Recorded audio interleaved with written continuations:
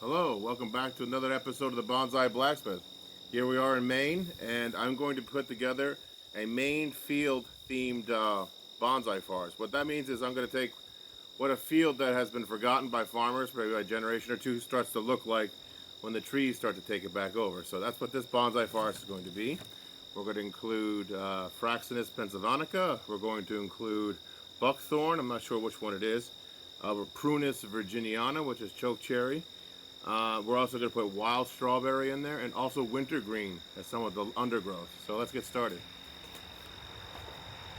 So we're going to use this basket actually as a giant air pot for the root system to develop and see self-pruning for the first year. We'll put these in a much more appropriate pot after this. So I'm just going to fill this with loam. We're going to lose a lot of this out the side. I already know this, unfortunately. I'll clean it up though. That's the benefit of having a table. Might need to get another bag of this, which I do have. There's that. Put that down there for now. Don't wear too much of it, Sam. There we go. We're going to lose a lot off the sides. That's just the nature of this beast. Yeah, I'll go ahead and get another bag for this. Because by the time we start putting all the plants in here, we're going to run out of soil. So, 1 second. So I can see how this might be counterintuitive. We got all this soil falling out of the pot, but trust me, it allows more air to enter the soil. The roots grow faster, the trunks grow faster. When the roots reach the edge, they dry out and they self-prune. That's one of the benefits of having an air pot. Disadvantage is you have to water more often, but going into winter, it's less of a concern for me. These plants are going dormant. All right, so how are we going to lay out this forest? Well, our biggest tree that I know, second biggest tree, is this guy in this clump. We're going to take these clumps and use it to help seed the forest. So you really want the larger trees in the front and the smaller trees in the back. That's how bonsai forests are usually arranged. So I'm going to go ahead and put the larger trees up front here. And that is a wild strawberry rhizome. I'm going to go ahead and put that right in there. That's going to help with the ground cover of this.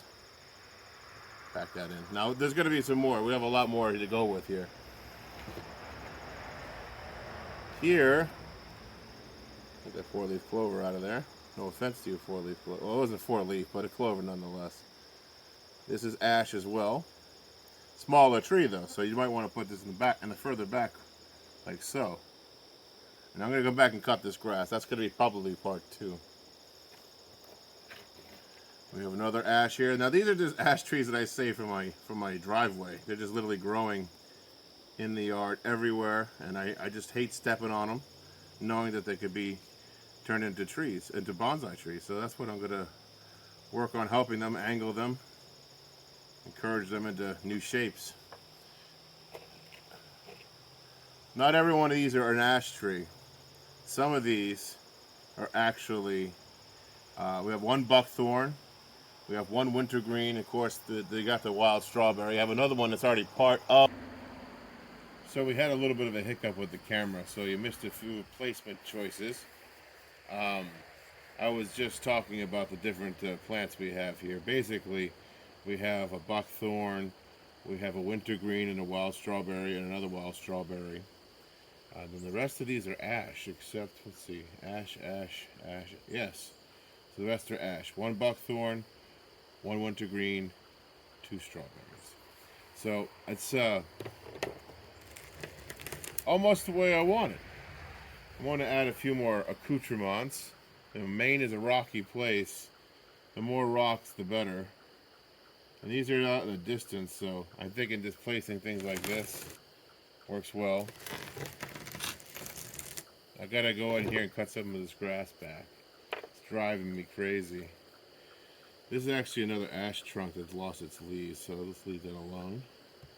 Cutting this back is perfectly fine. The moss as well. In bonsai, we do that a lot. Pull this out. Could use my fancy blacksmithing tongs if you want to like hold and cut. Be real extra fancy.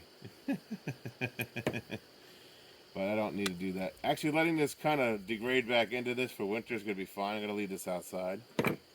This is a very therapeutic thing, cutting the grass of your bonsai forest. Let me tell you, if you don't have a bonsai forest, people, get yourself a bonsai forest. I mean, it's fun. Have a few, because then keep them at different stages of development. Put this here. Could have stabilized this. I forgot, we do have one choke cherry here in the corner. I did put that in there. That was from the Yamadori Prunus virginiana we took out of my woods recently in the previous video. If you haven't seen that, I'll try to link that at the end so you can go right to it. But that's what that is there, the choke cherry. I like it because it gets really deep red in the winter, in the fall rather, and that deep red is very it's beautiful. It's very distinct. These clippers are terrible. I did not make these. I bought these on the clearance. I gave in. Yeah, that's not a. Making sure that's not an ash tree. Get that out. Brush some of that out of the way. It's okay. Let this seed this area because I want it to spread. Cut back some of this. Give these ash a chance to survive. There we go.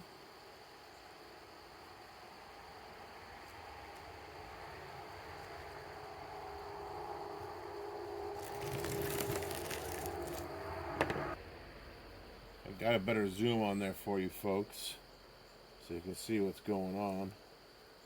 Putting the rocks in there may have been a hindsight. You should have done that after clipping the grass. They're just kind of in the way now.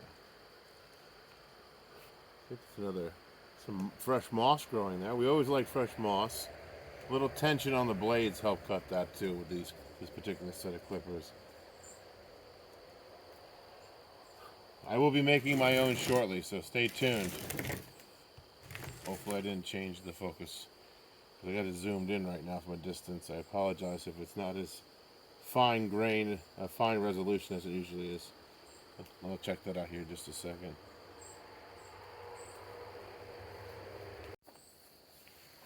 I figured y'all would appreciate a more eye level view of this. It's nothing spectacular yet, but you can start to see it as it grows in a few years. It'll definitely flush out.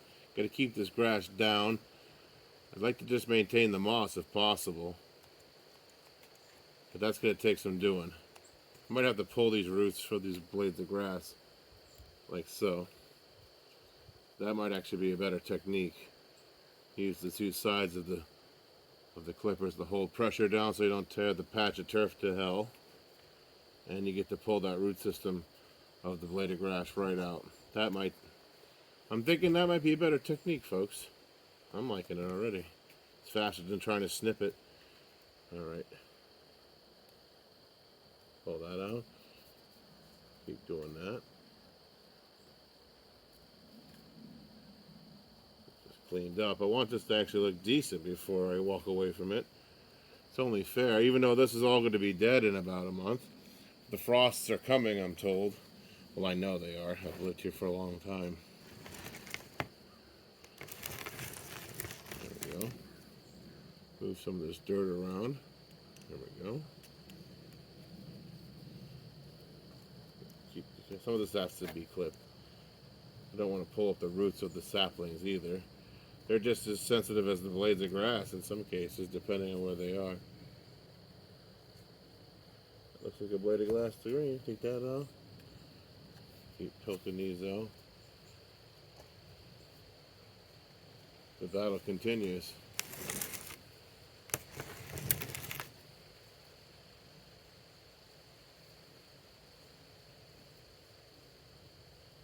So landscaping on a miniature scale. This is what we're doing now.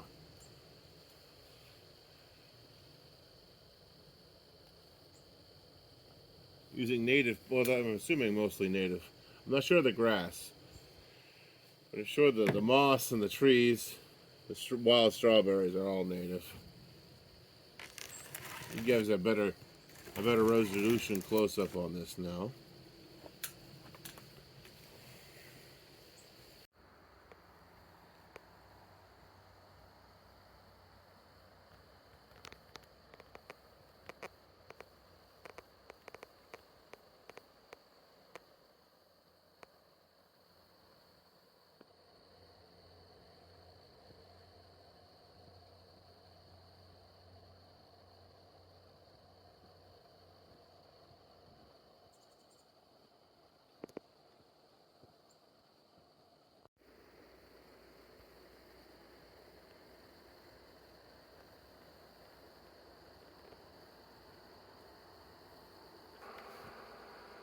So we have our Maine overgrown field bonsai forest established.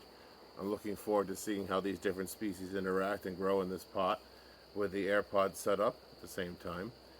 If anyone has any questions, put it in the comment section below. Happy to answer them. Of course, it can't just be about bonsai or trees. It could also be about blacksmithing. Those videos are coming. I keep saying that, but trust me, they're coming.